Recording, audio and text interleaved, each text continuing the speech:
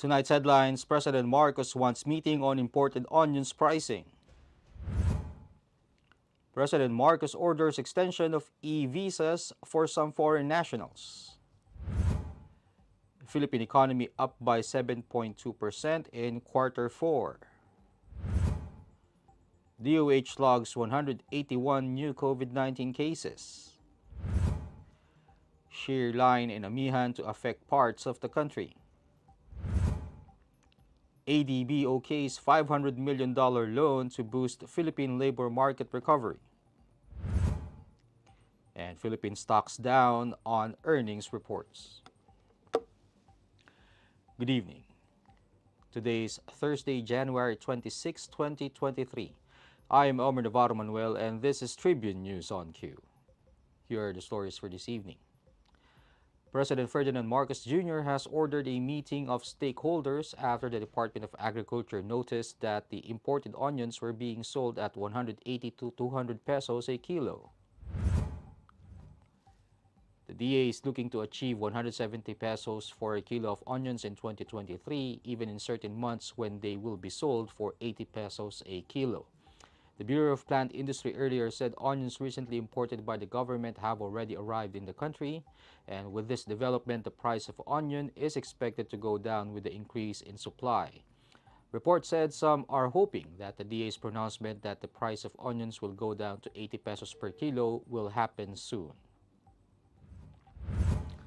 President Ferdinand Marcos Jr. on Thursday directed government agencies to extend e-visas for Chinese, Indian, and South Koreans and Japanese nationals with the aim to boost tourism.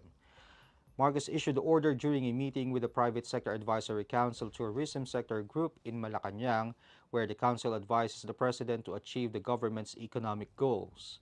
The PSAC recommended the inclusion of Indian nationals under the Visa Upon Arrival program and the extension of e-visa, which is currently available only for Taiwanese, Chinese, Indian, South Koreans, and Japanese nationals. Department of Foreign Affairs Secretary Enrique Manalo said that the DFA is already collaborating with the Department of Information and Communications Technology regarding the development of these plans. The Philippine Statistics Authority reported that the Philippine economy continued its growth trajectory in the last 3 months of 2022, pushing the full-year gross domestic product to exceed the government's target ceiling. The economy, as measured by GDP, or the total value of goods and services produced in a specific period, grew by 7.2% during the October to December 2022 period, albeit slower than the maintained 7.6% GDP growth in the third quarter. This also compares with the 7.8% growth rate seen in the fourth quarter of 2021. The last 3 months of 2022 economic growth exceeded the median analyst forecast of 6.8%. In the region, the Philippines grew the fastest in the fourth quarter of last year, followed by Vietnam at 5.9% and China at 2.9%, according to National Economic and Development Authority Secretary Arsenio Balisacan. Tribune News on Q will be back after these reminders. Be updated sa news and happenings ka-Tribu. Hatid ng Daily Tribune sa inyo ang mga balitang napapanahon sa loob at labas ng bansa. Kami na ang bahala sa paghahatid sa inyo ng mga latest and reliable news. We got you covered sa programang Tribune News on Q. Mapapanood mula umaga hanggang gabi, Lunes hanggang Biyernes sa Daily Tribune Facebook page at Tribune Now on YouTube. Mga impormasyong direktang makukuha mula sa sources at diretsahang usapan. Yan ang ating damin sa inyo sa programang Straight Talk. Samahan nyo kami sa makabuluhang talakayan live tuwing Martes alas 10 ng umaga sa official Facebook page ng Daily Tribune at Tribune Now on YouTube.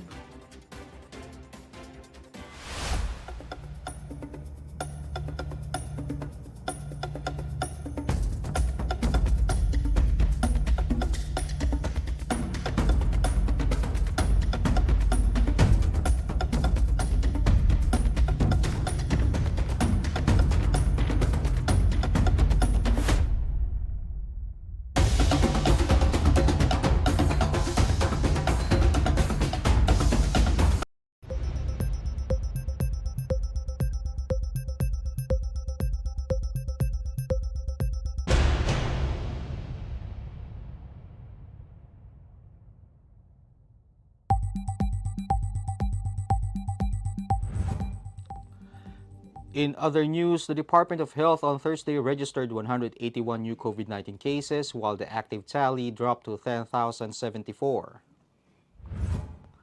This was the fourth straight day that fewer than 200 cases were reported. Based on the DOH data, the active tally went down to 10,074 from 10,109 on Wednesday. The department said the nationwide caseload climbed to 4,072,488, including 3,996,679 recoveries. The death toll rose to 65,735 with 5 new fatalities. State Weather Bureau Pagasa announced that the shear line and the northeast monsoon or Amihan will affect several areas of the country. Caraga, northern Mindanao, eastern Visayas, central Visayas, Albay, Sorsogon, and Catanduanes will experience cloudy skies with scattered rain showers and thunderstorms due to the shear line.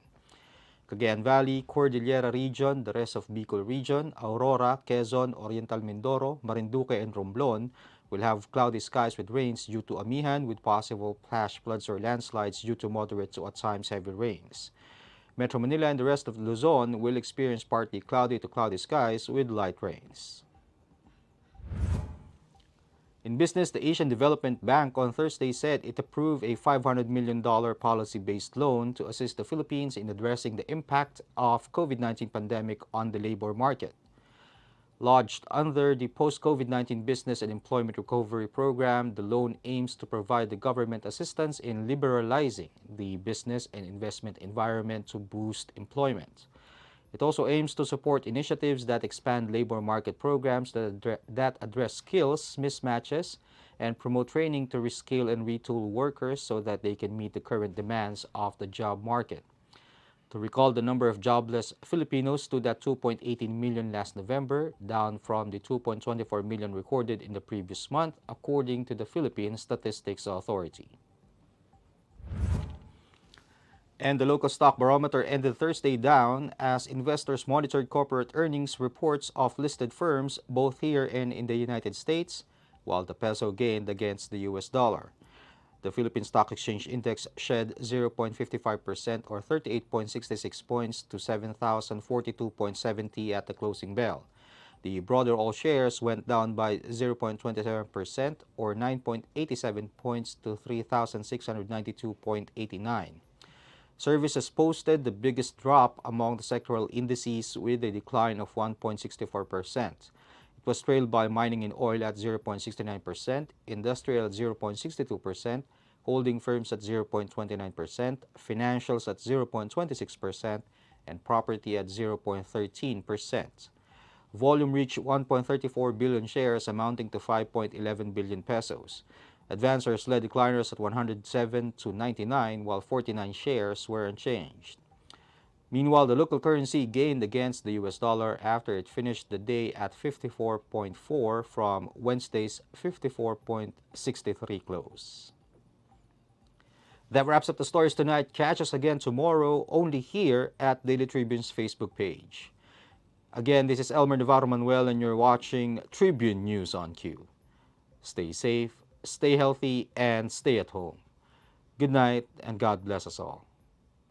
Catch the latest news on our website, tribune.net.ph. Follow us on Facebook, Twitter, and Instagram.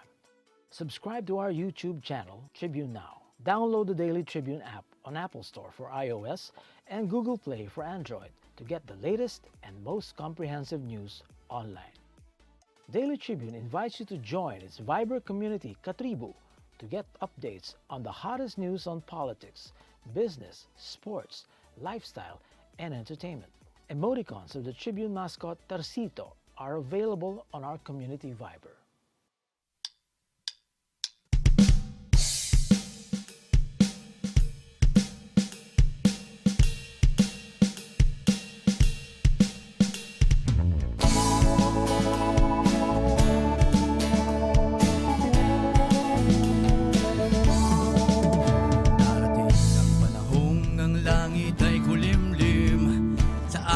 Sa gusto mo, sasapit ang gabi magdidilim.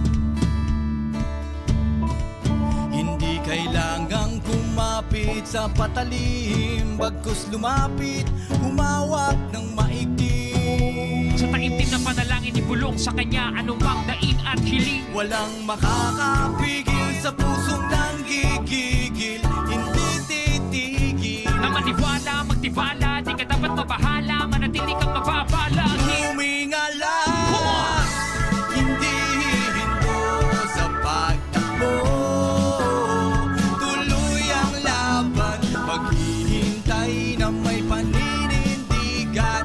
Sulong-sulong sa pagsalubong, sa tagumpay kay tagal na hinintay. Wala na sanang nga ayaw, ngayon pa ba manghihinayang? Sa pawis at luha na pinuhunan, sabay-sabay na Yo. isigaw. Check. Tuloy ang laban.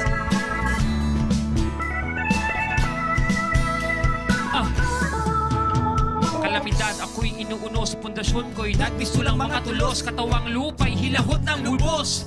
Warya mga buti pinupulbos, realidad ba to o di tunay? Dilat o piring, magkasing kulay, kapiling ng dilim at nagbubulay. Dikit lang ba ako o nasa hukay? Dating natatakot, kinakatakutan, kakilakilabot, kinikilabutan. Magsubok at takot-takot siya ay pinalibutan. Sa Diyos ako natakot at hindi Walang kinalibutan. makakapigil sa pusong nanggigigil, hindi titigil. Na maniwala, magtiwala, di ka dapat mabahala, manatili kang mababa. Tumingala, Kumul! hindi hihinto sa pagtakbo.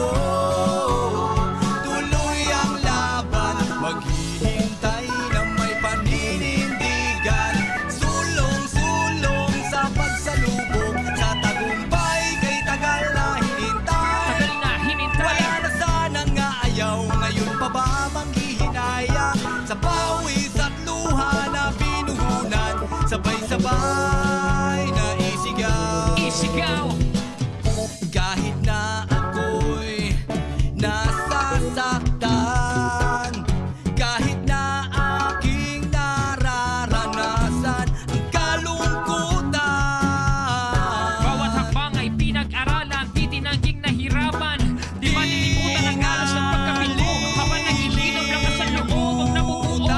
May Diyos tayong mananapitan, tumingala lang sa kalangitan, na matingin at hindi ka iiwan. Masasandalan, mapagsusumpungan, Lahat ng harang malalampasan. tuloy lang, tuloy lang, tuloy lang. Tuloy ang laban. Ano man ang mga pagsubok, ano mang kahirap. Walang makakapigil, walang makakapigil. Ano man ang mga pagsubok, ano mang kahirap. Walang makakapigil, Maniwala, magtiwala. walang makakapigil.